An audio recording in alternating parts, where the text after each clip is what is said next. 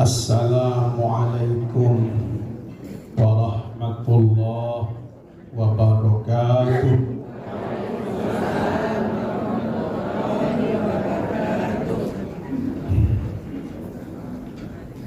Tanam pinang rapat-rapat agar puyuh tak dapat lari. Karena jawabnya belum semangat, saya ulangi sekali lagi. Assalamualaikum warahmatullahi wabarakatuh.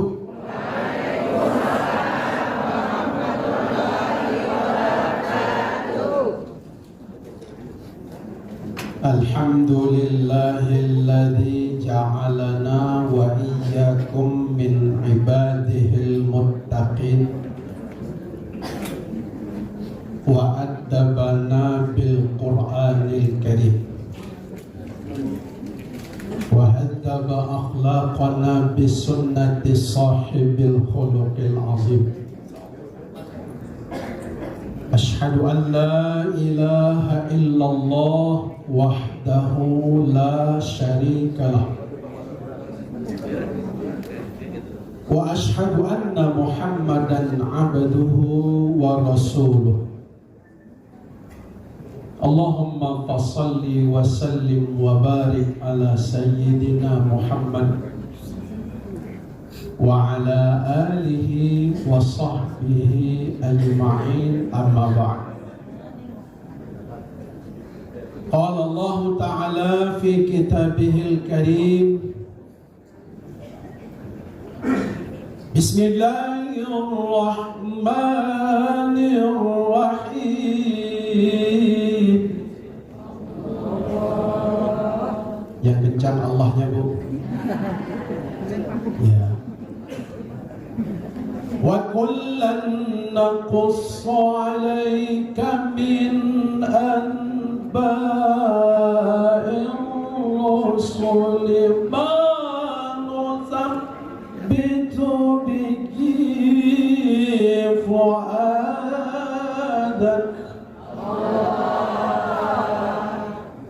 wa ja'aka fi hadhil wa mau'izatu wa dhikra lil mu'minin. Sadaqallahul azim. Yang sama-sama kita hormati Bapak Wakil Gubernur Jambi yang tadi sudah memberikan sambutan.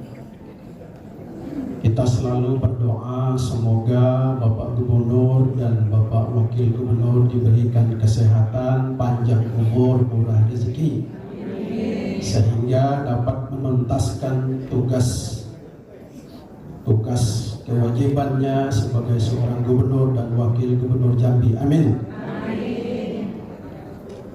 Yang sama kita hormati Badan Penasehat, Pembina, dan Ketua Umum, Bapak-bapak, para kiai, para asatiz, tuan-tuan guru, alim ulama, cerdik pandai, tua tenanai, hadirin hadirat yang dirahmati Allah. Yang kecil tidak saya panggil namanya, nang gedang tidak saya panggil gelarnya, sekitar sostok segala kita yang hadir. Saat ini sudah 11:30. Saya sudah divisi di panitia, jangan lama-lama Pak. Kira-kira 15 menit baik. Saya bilang siap Pak. Kemarin rapat panitia juga menentukan siapa penceramah itu.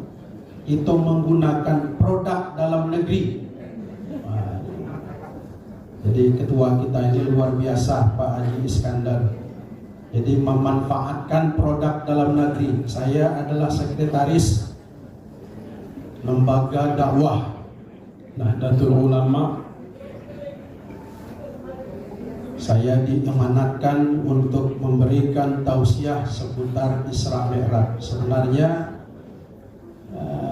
guru-guru kami banyak di depan nih. Ada guru Ramji, ya, guru kita dari As'ad Seberang.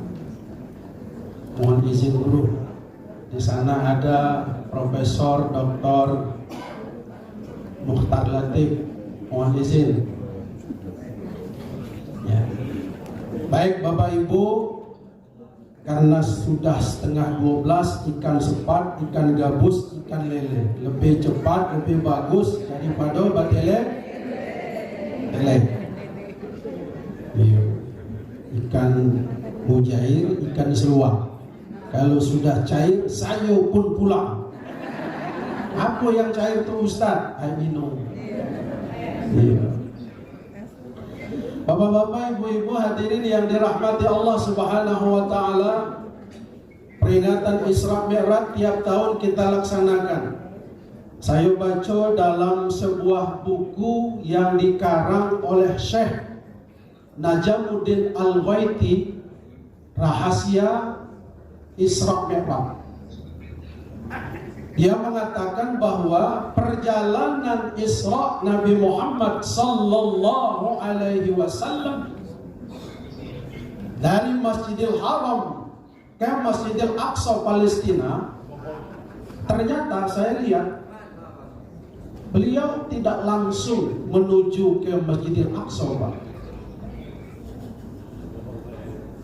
Dikatakannya bahwa beliau Nabi Muhammad sallallahu alaihi wasallam dalam perjalanan itu ada mampir di beberapa tempat. Nah, di antaranya mampir di Madian. Madian itu tempatnya Nabi Syu'aib. Ketika Nabi Musa datang ke situ, lalu menikahi anak Nabi Syu'aib dengan mas kawin, mengembala kambing 10 tahun. Bayangkan Bapak-bapak. Di sana ada satu pohon namanya ya, Hajar Musa. Hajar Musa. Kemudian Nabi mampir lagi di Thayyibah. Kemudian mampir lagi di Bethlehem. Bethlehem ini tempat lahirnya Nabi Isa alaihissalam.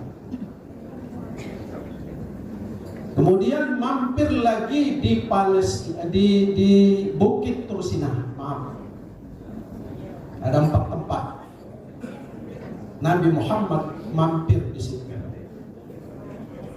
Nabi Muhammad tanya, ya Jibril, ini tempat yang aku mampir tadi tempat-tempat apa itu sehingga aku disuruh sholat di situ? Kata Jibril, itulah tempat-tempat yang barokah. Di atas bukit Palestina, disitulah tempat Nabi Musa menerima wahyu.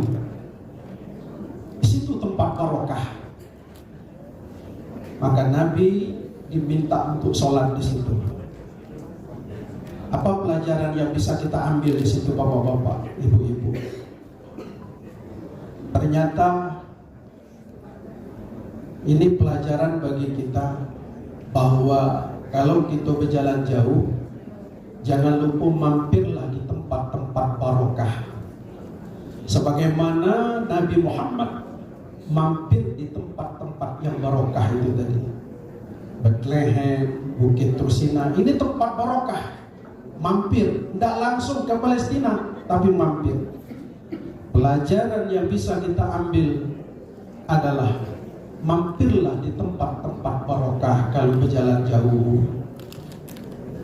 Misalnya dari sini ke Padang, mampir di tempat barokah, masjid tempat barokah. Kalau gitu ke jauh, mampir di tempat-tempat barokah, tempat-tempat makam para wali.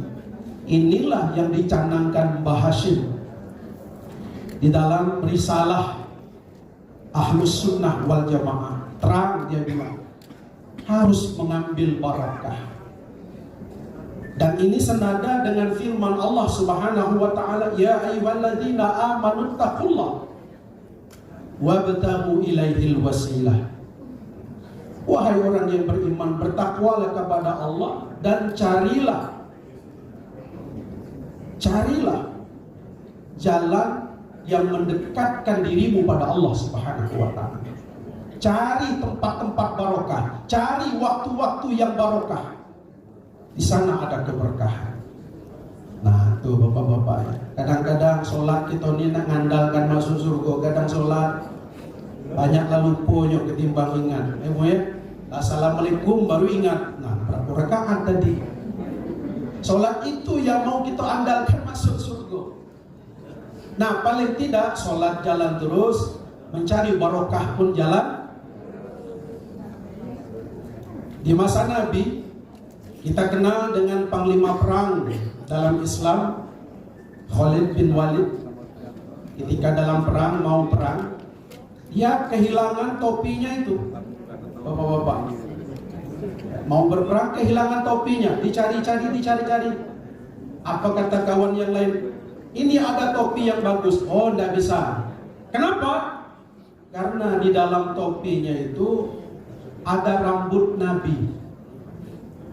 Ketika Nabi haji wada mencukur rambutnya, dia ambil rambut itu, dia masukkan ke dalam topi perangnya. Jadi setiap kali dia perang, dia menang, badannya tidak mampu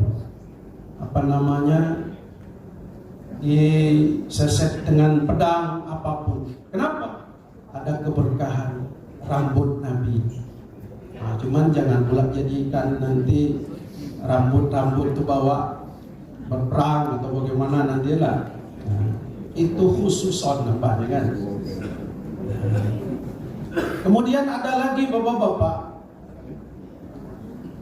Ummu Sulaim. Ummu Sulaim ini nenek-nenek. Dia adalah ibundanya Anas. Satu ketika Nabi berjalan ke rumah Ummu Sulaim, ngobrol dengan Anas. Cuaca di luar panas, lalu dia berbaring dan tertidur di situ. Masya Allah, meleleh keringat Nabi, meleleh sampai ketika. Lalu apa yang dilakukan Ummu Sulaim? Dia ambilnya gelas, ambilnya kapas. Keringat Nabi yang meleleh di tikar tadi, diambilnya, dilapnya, masukkan ke dalam gelas, dicampur dengan air putih. Kemudian Nabi terjaga. Ya Ummu Sulaim, apa yang kau lakukan ini? Kata Ummu Sulaim, ya Rasulullah, aku mengambil keringat yang keluar dari jasadmu yang mulia dalam rangka mengambil barokah. Sebagiannya aku jadikan minyak wangi sebagai parfum, karena dalam riwayat keringat Nabi itu harum. Sebagiannya aku minum, kata Ummu Sulaim, aku jadikan obat. Nah, Ummu Sulaim, Bu, Pak, minum keringat Nabi dalam rangka bertabarruk, mengambil barokah. Minum keringat Nabi. Nah, Bu, kalau nak coba-coba besok boleh ya. Laki kita baru balik dari kerja, yuk tidur kan, berkeringat, ambil gelas, tampung bawa keleknya tuh, minum, insya Allah mencret. Nak disambungkan keringat Nabi dengan keringat laki awak, manolah sama lah. Jadi tidak usah minum keringat laki, Bu, dalam rangka ngambil barokah. Apa itu? Ada kata Rasulullah sallallahu alaihi wasallam dalam sebuah hadis, al barakatu ma'abil akabir. Keberkahan itu ada pada orang yang lebih senior, lebih tua dari kita. Ada emak ayah kita, ya kan? Ada kakak kita, ada kiai-kiai kita. Di tangannya ada keberkahan, maka ciumlah tangannya. Suami kita, cium tangan suami kita. Ini kadang-kadang terbalik. Kalau dengan laki orang, bukan paling semangat cium tangannya. Lah dengan laki dewek dia nak cium tangan. Masya Allah. Enggak ya? Ibu-ibu sana jauh tengah lautan. Masya Allah. Di tangan kiai, cium tangan kiai. Di situ ada keberkahan. Nah, maka itu bapak-bapak hadirin sekalian, kita perlu adanya keberkahan dan tawasul. Inilah yang diajarkan oleh Mbah Hashim kepada kita warga Nahdlatul Ulama. Nah, sekarang ini sudah mulai terkikis Bapak, karena kami ini praktisi di lapangan yang langsung terjun ke masyarakat berdakwah, karena kami lembaga dakwah langsung ke masyarakat. Kita sering digugat-gugat oleh kelompok-kelompok sebelah bahwa tawasul itu tidak ada, bacaan Yasin, bacaan Al-Quran tidak nyampe kepada jenazah dalam kubur. Kata saya, ngaku pula ada sampai. Kalau dulu orang sulit untuk mengkiaskannya itu. Kalau dalam konteks sekarang ini gampang sekali untuk mengkiaskan bahwa apa yang kita baca itu sampai kepada almarhum. Contohnya, HP yang sudah kita matikan malam hari, pagi hari kita hidupkan kembali. Ternyata banyak pagi itu masuk SMS, WA, foto. Padahal malam tadi sudah kita nonaktifkan, tapi orang ngirim kepada kita, ngirim WA, ngirim SMS. Begitu kita aktifkan kembali, dia masuk dengan sendirinya, tidak perlu pakai kurir ngantar ke rumah kita. Betul tidak? Masa Tuhan kalah dengan HP? Bacaan Yasin kita, bacaan Al-Quran kita tidak sampai kepada almarhum.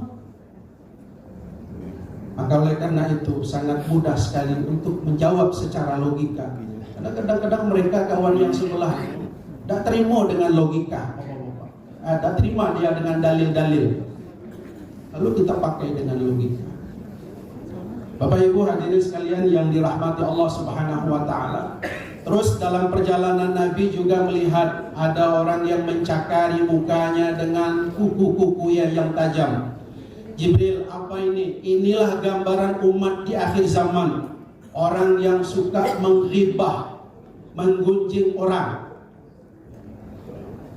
Nah, ini juga banyak di tengah masyarakat kita Bapak Ibu. Tak boleh nengok ada orang yang lain daripada yang lain, mulai menggunjing. Kadang-kadang menggunting dalam lipatan, menggunjing teman sendiri. Kadang-kadang ya Allah. Padahal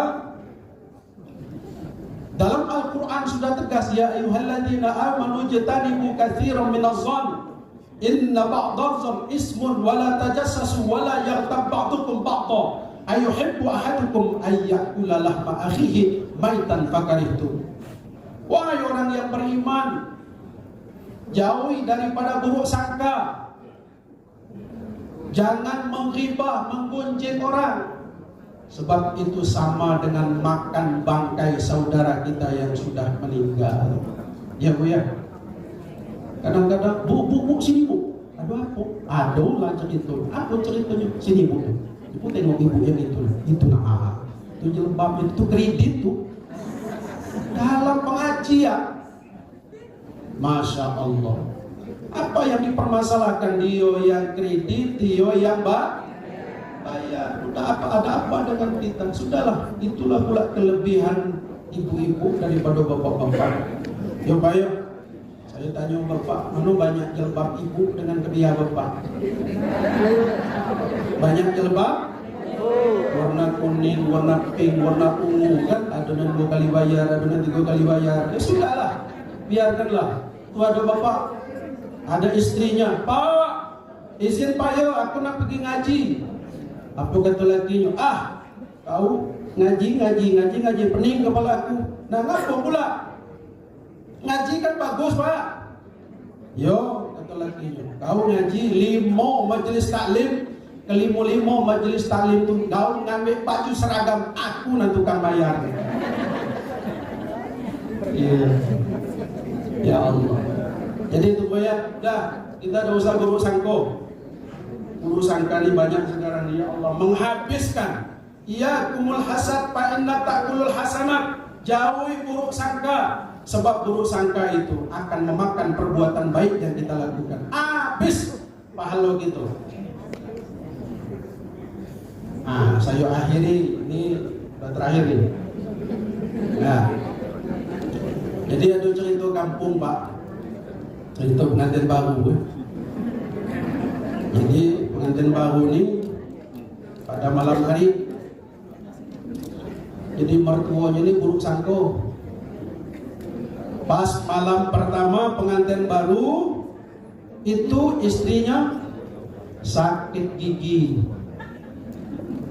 Jam 2 malam ngerang kesakitan. Aduh. Nah, mertua itu betulan kamar sebelah pula. Pengantin baru, aduh. Apa kata lakinya? Dek, pelan be. Dengar ya sebelah. Bukannya lambat, malah tambah ngencang. Aduh. Ya Allah.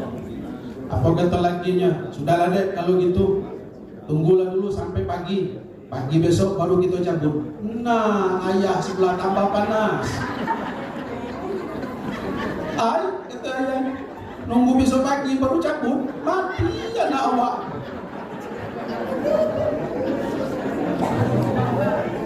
Langsung diterjangnya pintu kamar tu nak.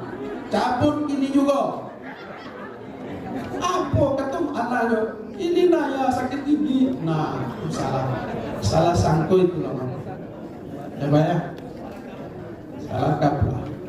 Jadi ibu-ibu pakai cincin, banyaknya cincinnya. Oh, berjalan seakan-akan mau memperlihatkan banyak cincinnya.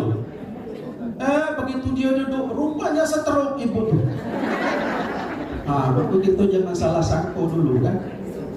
Nah, jadi itu. Bapak Ibu hadirin sekalian, nah sudahlah 12 ya, nggak terasa beda. Rasanya ingin lebih lama. Intinya dari apa yang saya sampaikan ini, marilah kita kembali kepada rujukan-rujukan kita di Nahdlatul Ulama sebagai aswaja Ahlus Sunnah wal Jamaah. Jangan khawatir, jangan bimbang, jangan ragu-ragu mengamalkan apa yang sudah dilakukan oleh guru-guru kita. Mari kita pertahankan walaupun bagaimana dunia sekarang. Barangkali demikian yang dapat saya sampaikan. Mohon maaf atas segala kekurangan. Wallahu muwaffiq ila aqwamit thoriq. Wassalamualaikum warahmatullahi wabarakatuh. Oh yang semua ya. Masya Allah. Ini ada guru-guru kita. Langsung doa. Baik. Mari bapak-bapak kita akhiri dengan doa. A'udzubillahi minasyaitonir rajim. Bismillahirrahmanirrahim. Alhamdulillahi rabbil alamin. Hamdan syakirin, hamdan na'imin, hamdan yuwafi ni'amahu wa yukafi mazidah. Ya Rabbana lakal hamdu kama yanbaghi li jalali wajhikal karim 'azimi sultanik. Allahumma salli ala sayyidina Muhammad wa ala ali sayyidina Muhammad. Allahumma ya muhawwil al-ahwal hawwil halana ila ahsani hal.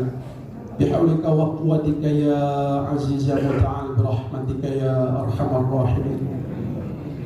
Rabbana zid lana uluman nafi'atan mubarak wa wasi' lana fima razaqtana waj'alna minal mahbubin waj'alna minal muqarrabin waj'alna min ibadikas salihin. Allahumma rabbana lakal hamdu syukra wa lakal mannu fadla wa anta rabbuna haqqa wa nahnu abiduka riqa wa anta lam tazal lidzalika ahla. Allahumma ya muyassir kull asir wa ya jabir kulli kasir wa ya sahiba kulli farid wa ya muqawwiya kulli du'a wa ya ma'mana kulli khaif yassir 'alana kull asir fataysirul asir 'alaika yassir. Allahumma ya man la yahtaju ila al-bayan wa tafsir hajatuna ilaika katsir. Ya Allah, pada hari ini kami menghadiri harlah NU yang ke-102 tahun ya Allah. Dalam acara ini kami mohon kepadamu ya Allah, ampuni dosa kami, maafkan kesalahan-kesalahan kami, ampuni pula dosa ibunda kami, ayahanda kami, baik yang masih hidup maupun yang sudah meninggal ya Allah. Ya Allah, dalam kesempatan ini kami munajat padamu ya Allah, sehatkan jasmani dan rohani kami ya Allah. Limpahkanlah rezeki dan karuniamu, rezeki yang halal dan thayyibah. Ya Allah, berikan kekuatan kemampuan kepada kami ya Allah, untuk membimbing anak-anak kami, saudara-saudara kami ya Allah. Ya Allah, ya Tuhan kami, sebentar lagi kami akan memasuki bulan suci Ramadan. Ya Allah, ya Tuhan kami, sehatkan jasmani dan rohani kami, jauhkan kami dari berbagai penyakit. Ya Allah, mudahkanlah urusan kami ya Allah, agar kami memasuki bulan suci Ramadan dengan aman, tenang dan damai ya Allah. Pada akhirnya kami berserah diri kepadamu ya Allah. Semoga Engkau mengabulkan doa dan hajat kami. Rabbana atina fid dunya hasanah wa fil akhirati hasanah wa qina adzabannar. Wa sallallahu wasallam alaihi walhamdulillahi rabbil alamin. Taqabbalallahu minkum minna wa minkum taqabbal ya karim. Assalamualaikum warahmatullahi wabarakatuh.